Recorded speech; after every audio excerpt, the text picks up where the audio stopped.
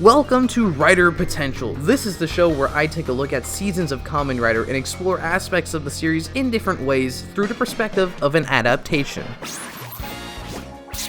Hello everyone, it's thomasjujube, and today's episode is all about Kamen Rider Geats. If you want to hear my thoughts on the actual version of the show, be sure to check out my season review on it, because today is basically just going to be messing around with the footage, but before that, we do have to talk about the glorious aesthetics of the season. Make sure you leave your thoughts on the Geats suits down in the comment section, because I really think that the concept of the Desire Driver Rider system is perfect. All you need to be a Kamen Rider is a belt, the same belt as everyone else. The distinguishing factor is the ID core placed in the center of the belt, corresponding to your rider persona's helmet. So while each rider technically has the same belt, the centerpiece of each one is unique, so there's a specific identity for each rider. That applies to the suits as well. Since they all have the same belt, the base form looks nearly the same. The only difference between them this time is their helmets, which are definitely the most noticeable parts of these plain suits, and it definitely helps give all the riders their own distinct identity. As always though, giving all the riders of a season a shared undersuit is a great way to provide a unifying element among the different types of forms. Raised buckles are an incredible system of form changes. It's fascinating to have these two classes of the same collectible exist from the start of the show. On one hand, the armed buckles are very uniform in design, the suit change is barely a piece of armor, and it's the same design for everyone, only the helmet's eyes change, and that's also the same color. They're barely a form change, their real function is just to provide a weapon. Meanwhile, each of the larger buckles has a unique design, provides a full armor system that even changes part of the actual undersuit, and in addition to the helmet, with unique eyes. They're based on random concepts rather than just weapons, so their designs do seem totally different from each other. However, they all follow the same super basic armor structure. So when standing as a group, they still manage to feel like they're from the same season, but they also all look so distinct enough that they just have their own flavor and personalities. And since everyone has the same undersuit, naturally the armor can be swapped around as desired. There is the novelty of sharing each other's base forms, but since they also just appear like an armor changing textures and colors, they also give off the vibe of being normal form changes, especially the jaws and eyes changing color based on the buckle, while the top of the helmet stays the same, linked to the ID core.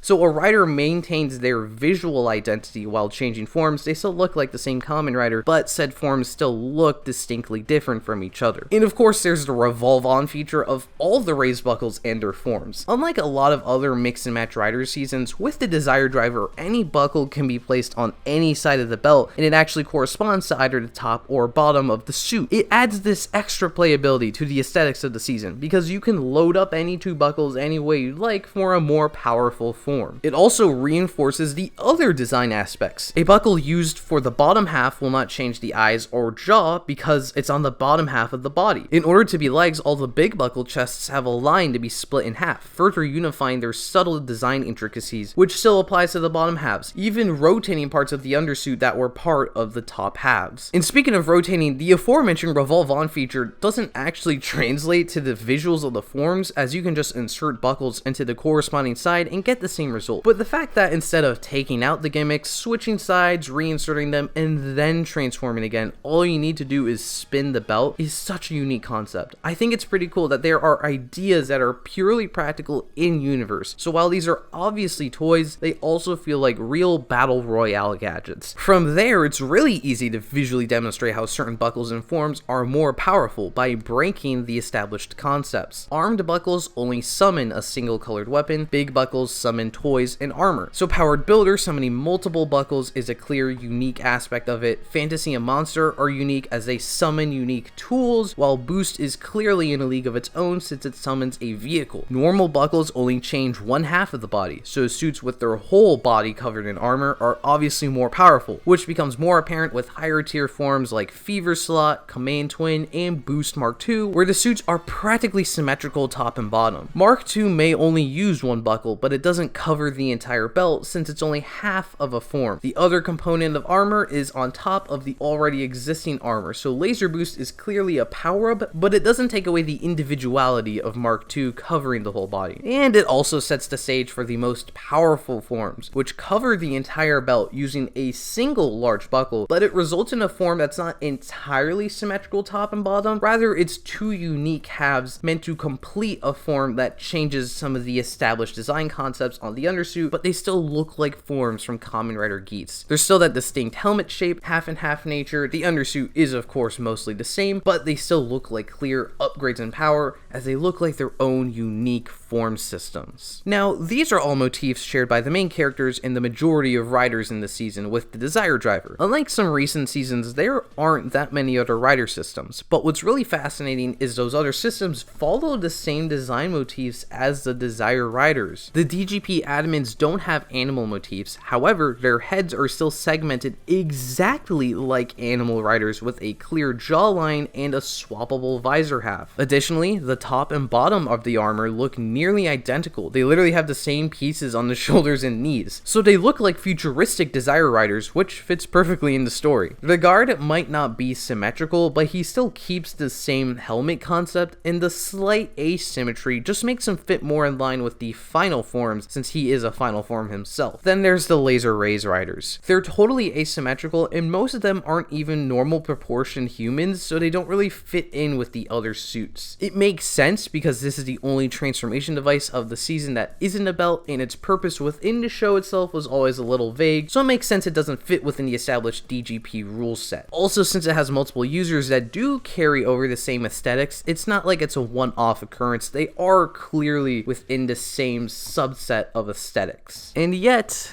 the Laser Rays Riser itself invokes the aesthetics of the Vision Driver with purple highlights and cards to transform, while those cards have a unique portrayal of the corresponding rider's helmet and are actually part of a larger component that is inserted into the gun. And those ID card buckles are part of the actual transformation in the forms used to segment parts of the helmets. And the only suit of this group has the segmentation in a very familiar location. While the Vision Riders look like futuristic Desire Riders, but are still tethered to some of those aesthetics, the Laser Rays Riders are this clear evolution intended as the furthest limit of the Desire Rider system. Also, it becomes a mere component of one of Geats' main forms. Half of Laser Boost is the transformation device for a completely separate character that just turns into another gimmick item for the main character to use, which sums up the season's aesthetics really well in my opinion. They look awesome, they're fresh and unique, they're filled to the brim with smart and awesome concepts, and yet they still fit the mold of what a Kamen Rider should look like, whether they have the large compound eyes, bung antenna, or a segmented helmet just like the one that started it all.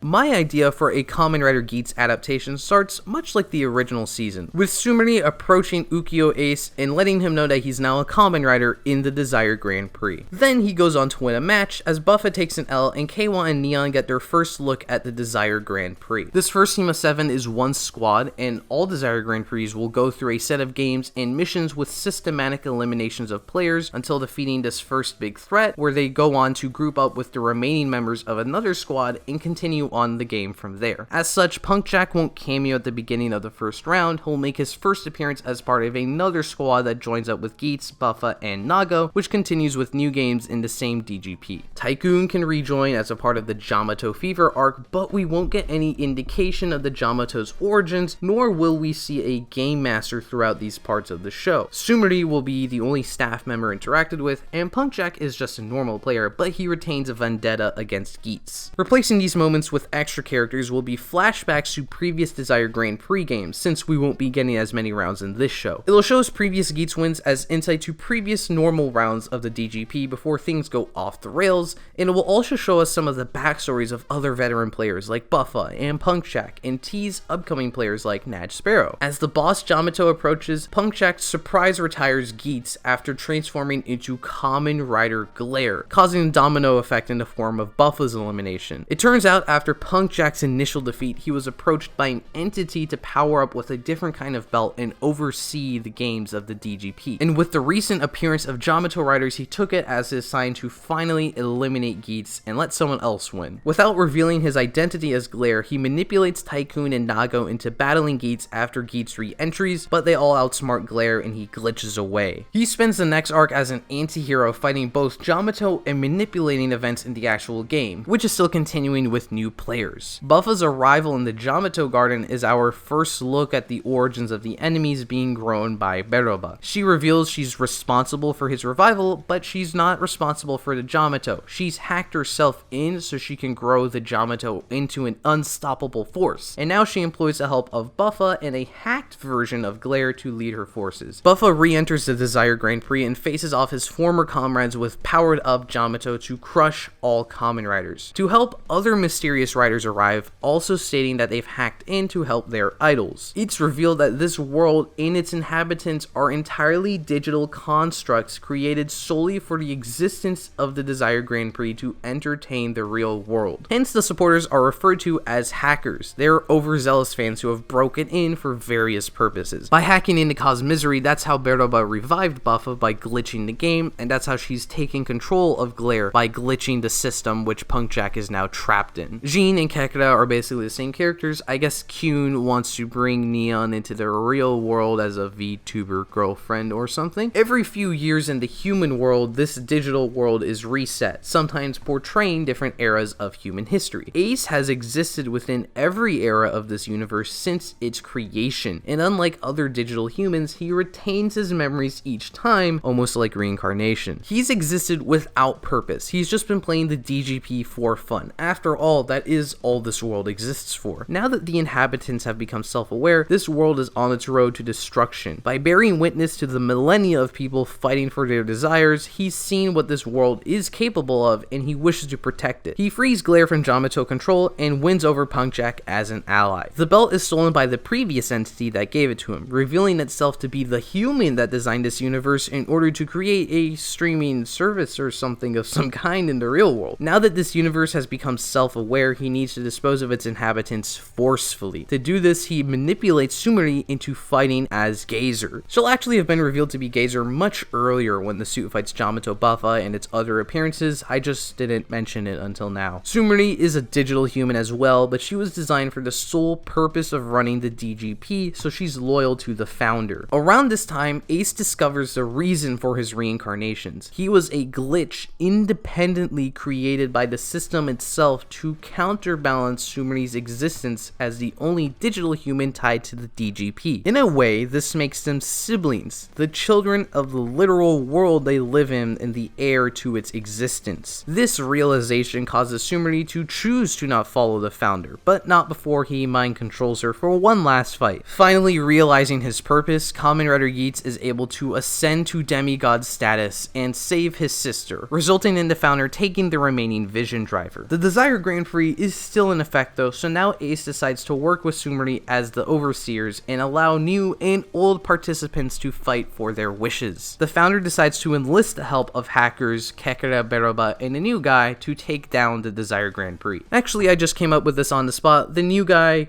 could maybe just be Natch Sparrow, or someone else that we see earlier and he just shows up now to take down the Desire Grand Prix. While the players fight against them during the actual games, the remaining main characters gain their power-ups after resolving their very strong wishes. It's not the Desire Royale, but some elements of the Desire Royale are incorporated here, such as the founder's prominence as a villain and Tycoon's sister as a rider, but she'll end up dying and cause the arrival of Bujin's sword form. Gyago is Nago's dad, a previous DGP winner who wished for her existence. He returns to the fight once again to save her in battle, and then he gives up his powers for her, creating her final form. Buffa's power-up is introduced in the beginning of this arc as he continues to try to destroy all Kamen Riders, but after seeing Tycoon's pain and Gyago's sacrifice, he realized that maybe not all Kamen Riders are so bad, so he has a change of heart and defeats Beroba, causing Tycoon's redemption, which defeats Kekra. In the finale, the remaining hacker uses the mainframe of this oh wait, I just realized, maybe instead of a hacker we can say he's a new game master, maybe, or Dark Sumeri. That could be Dark Sumri. He makes a remaining Dark Sumri. I think we'll go with that. It's a new Dark Sumri that's trying to help him reclaim the DGP. Said Dark Sumri uses the mainframe of this world to absorb Ace and attack him with the Founder's upgraded Vision Driver. Meanwhile, the Founder takes his place in the Desire Grand Prix as Cross Geats and begins wiping out the remaining participants. However, by putting Geats in this new plane of existence, he is effectively the world's true god now. And as Cross Geats tears everything down, the real inhabitants wish for their world to remain. The resonating wishes give rise to Geats' oneness, who finally defeats the Founder and wins the Desire Grand Prix, fulfilling everyone's wish for their world to be saved so that they can take it upon themselves to fulfill their wishes in their own way if they haven't already. Or maybe they'll participate in the Desire Grand Prix again, as Sumri approaches a man named Ukiyo Ace and once again tells him that he's a Kamen Rider, indicating that this world is not as different as we thought it was since the first episode. Be sure to let me know your own ideas for a Kamen Rider Geats adaptation, or your thoughts on the aesthetics or even my adaptation down in the comment section. If you enjoyed this video, also check out my season review on Geats and my Patreon for early access to future Kamen Rider videos, and I hope to see you next time.